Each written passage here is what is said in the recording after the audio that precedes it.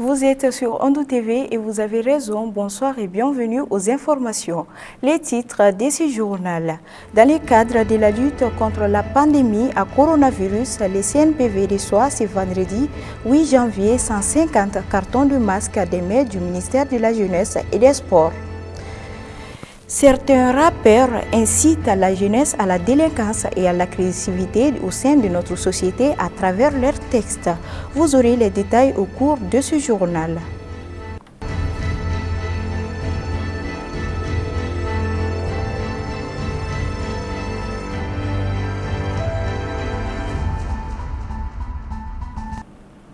Une fois de plus, bonsoir et bienvenue. 150 cartons de masques, c'est le don remis au Centre national de promotion du volontariat par le ministère de la Jeunesse et des Sports pour lutter contre la pandémie à coronavirus. La cérémonie des remises s'est tenue ce matin au CNPV. Ibrahima Sako et Moussa Haïdara pour le reportage. Cette remise symbolique donne le ton de la distribution de 150 000 masques afin de lutter contre la COVID-19 sur le territoire national. Une donation du ministère de la Santé et des Sports qui va permettre au Centre national de promotion du volontariat et les organisations volontaires d'être plus efficaces dans ces combats quotidiens contre la pandémie. Le geste du ministre vient, comme je l'ai dit, témoigner encore une fois tout l'engagement que le département de la jeunesse et des sports a entrepris pour booster ce mal hors de notre pays. Vous avez vu que depuis environ 2 mois, le ministre se bat inlassablement contre cette manière, en galvanisant et en mobilisant les volontaires. Il a déjà, par son engagement, demandé 200 volontaires au Centre national de promotion du volontariat comme contribution de son département à lutter contre cette pandémie. Les associations volontaires ont reçu un carton de masques et une enveloppe symbolique mise à leur disposition par le ministère de la Jeunesse et des Sports, qui d'ailleurs confirme l'engagement du ministre aux côtés des volontaires. Selon certains représentants des organisations présentes, ce geste vient à point nommé. Vraiment, sincèrement, ces cartons de masques représentent beaucoup pour nous aujourd'hui. Parce que depuis cette maladie est venue dans notre pays, nous on est sur les sentiers en train de lutter contre la propagation de la maladie. C'est un geste hautement patriotique. Le ministère de la Jeunesse et des Sports, à travers les CNPV qui a bien voulu doter les associations volontaires partenaires des masques afin de contribuer à la lutte contre la pandémie du Covid-19. Pour la lutte contre la pandémie de la Covid-19, chacun doit être un volontaire car c'est une maladie qui touche toutes les couches sociales sans exception. La loi fondamentale du Mali, qui est la Constitution de 1992, fait l'objet d'une relecture due à plusieurs causes. Selon Maître Mouktar Mariko, ces problèmes crèvent les yeux. Pour plus de détails, suivons ce reportage de Habib Koulibaly et Ibrahim Sou. La relecture de la Constitution de 1992 est vraiment d'actualité. Ceux qui l'avaient entrepris, je veux peut-être parler du président Amadou Toumane Touré, avec une commission qui avait été mise en place, qu'on appelait la commission d'Awad Diawara, n'ont pas été bien compris parce que Amadou Toumane Touré, paix à son âme, était à la dernière année de son mandat et il n'a pas été compris parce que tout le monde pensait qu'il voulait tripatouiller dans la Constitution. Mais aujourd'hui, la réalité crève les yeux. On n'a pas le choix. Il faudrait qu'on aille à cette révision de la Constitution du Mali. Vu tout ce que nous avons vu en 2012, et vous avez vu le passage de témoins entre Amadou Aya, Sanogo et Djankounda Traoré a posé énormément de problèmes parce que la question n'avait pas été totalement élucidée par la Constitution de la République du Mali. Et si aujourd'hui, on s'amuse à passer à côté de cette révision, et d'ailleurs je pense que cela n'est pas possible, parce que vu les événements de 2012, et vu l'accord d'Alger sur lequel les Maliens ne sont pas d'accord, et tout cela combiné nous oblige à aller vers une révision constitutionnelle. Il ne faudrait pas qu'il y ait des exclus. Tout le monde, toutes les couches doivent être consultées. y compris les couches rurales, c'est-à-dire aller vers tout le monde, n'exclure personne. Que les gens comprennent d'abord l'existant et ce qui va être changé dans la Constitution ou bien ce qui va être ajouté. Il faudrait qu'il y ait une participation inclusive de l'ensemble de la population malienne, c'est-à-dire je veux parler de toutes les couches maliennes, parce que cette loi, la Constitution s'applique à tous ces gens-là, donc il ne faudrait pas exclure quelqu'un. À présent, faisons le tour de l'actualité internationale commentée par Ramatou Haïdara.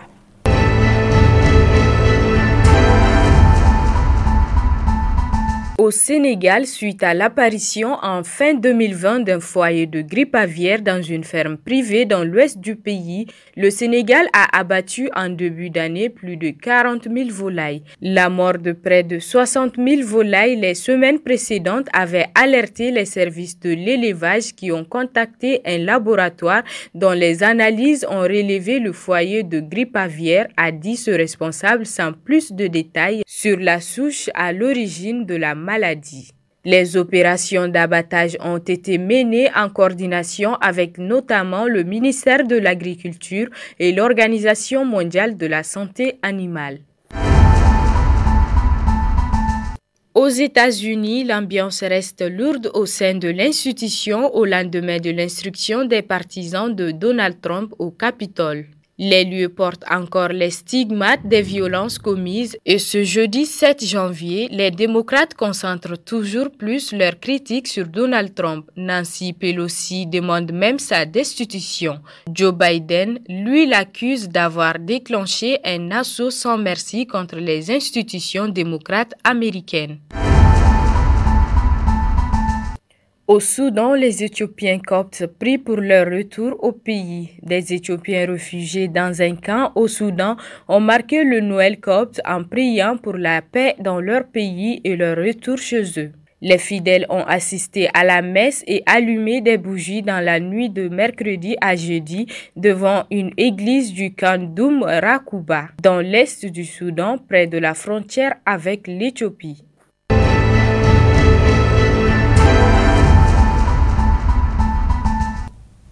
L'huile d'arachide, un élément indispensable aux innombrables recettes des femmes, connaît une augmentation des prix depuis quelques jours.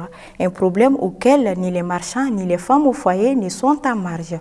Le point avec Bintou Sibi et Aboubakar Traoré. Cette augmentation est partie de 375 francs le litre à 450 sinon 500 francs CFA, ce qui n'est pas abordable selon les clients consommateurs. Cette augmentation nous cause d'énormes difficultés. Avant, on gagnait sur les ventes faites, mais actuellement, le marché de l'huile n'est pas aussi bénéfique. Le litre est vraiment trop cher, les temps sont durs. Ce serait un réel plaisir pour nous si le coût de l'huile baisse. Nous prions les autorités pour qu'ils réduisent les frais de dédouanement des marchandises, afin que nous, détaillants et consommateurs, puissions aussi accéder.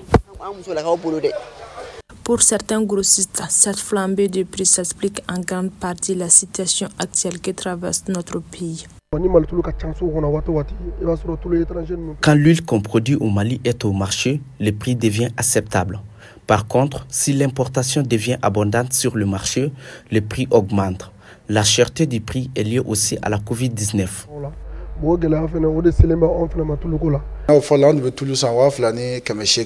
Avant, on achetait à 14 000 francs le bidon.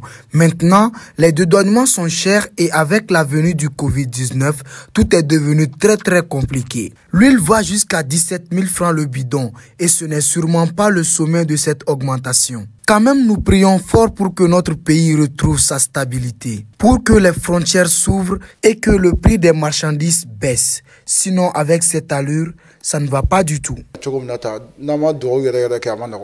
La flambée du prix de l'huile devient un casse-tête pour la population malienne où tout le monde y trouve son compte. Un problème qui frappe les commerçants, grossistes et détaillants mais qui met en mal la marmite de la femme au foyer. C'est le genre musical le plus écouté qui influence la plupart des jeunes, surtout au Mali. Il s'agit du rap qui auparavant serait un vecteur de communication, devenu ensuite un phénomène de dépravation des mœurs à cause de certains rappeurs. Mamadou Sekou Traoré et Aboubakar Traoré. Né aux États-Unis dans les années 70, The Rhythm and Poetry, le rap qui signifie en français le rythme et la poésie, est une musique juvénile qui a été conçue aux États-Unis pour combattre l'injustice, le racisme et de révolutionner les consciences contre la discrimination et la marginalisation des Blancs contre les Noirs dans la société américaine. Il s'est imposé aujourd'hui comme le genre musical le plus écouté dans le monde. Et depuis une décennie, le rap est la musique la plus dominante au Mali.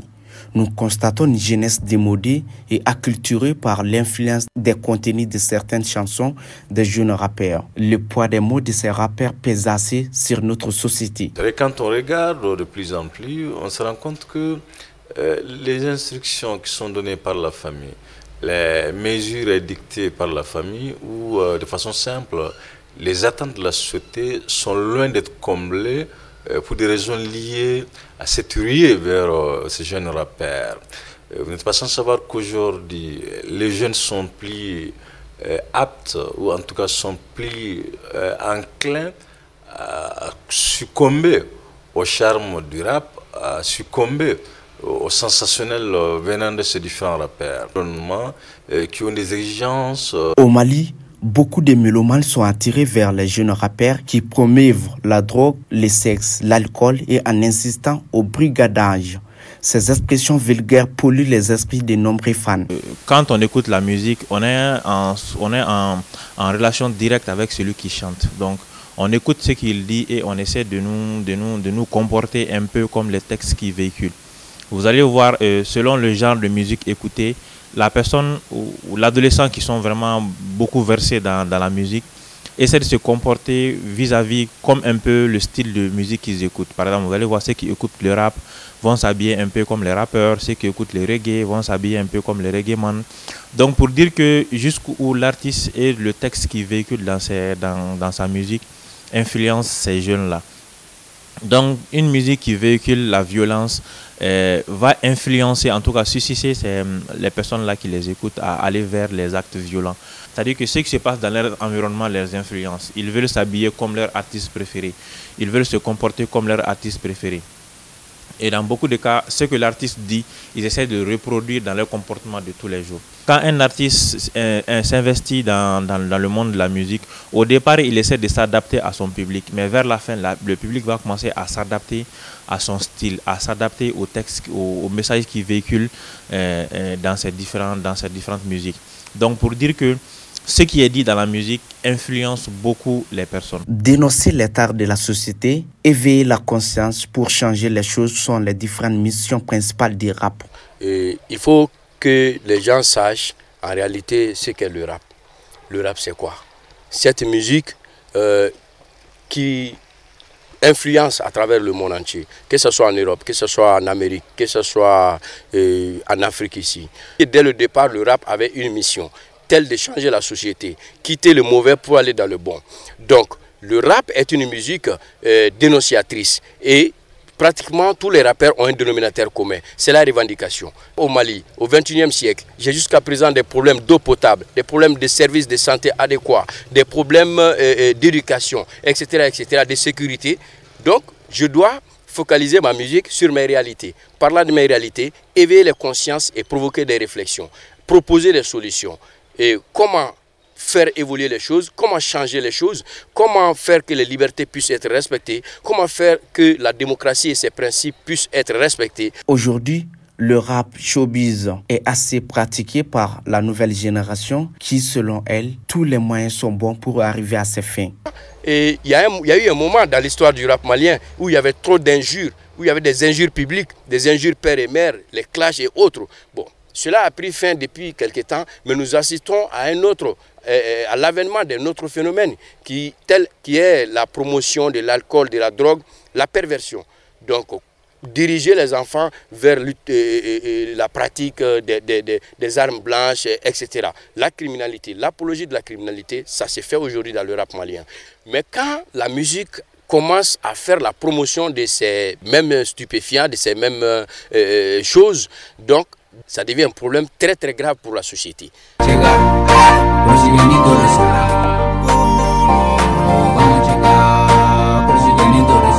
le constat est préoculaire. La couche juvénile de notre pays est en perte de repères à cause de son contact avec certains rappeurs de mauvaise augure. Une réalité qui véhicule les signes prémonitoires d'une société apocalyptique qui nous tend petit à petit sa main. Ces questions de virtuel liées à ces musiques virtuelles, ces questions de mode liées au rap, ont fait qu'aujourd'hui, les citoyens maliens, de surcroît les jeunes maliens, éprouvent des difficultés évidentes en termes de repères. Or, quand on n'a pas de repères, il n'y a rien d'étonnant qu'on se retrouve à long terme, même à court terme, dans une société qu'on pourrait qualifier, en tout cas qu'on pourrait même la comparer à une société animale. Il est difficile de pallier ces problèmes tant que les entités en charge de la préservation de nos mers, comme la brigade de la protection des mers et de l'enfant, ne prennent pas les mesures ripostes face à l'incendie. Et voilà, après le journal, vous pouvez suivre un magazine sur le même sujet. Et voilà, c'est tout pour cette édition de 19h30. Merci à vous de l'avoir suivi. Passez une excellente soirée en compagnie des programmes de Hondo TV. Bonne soirée.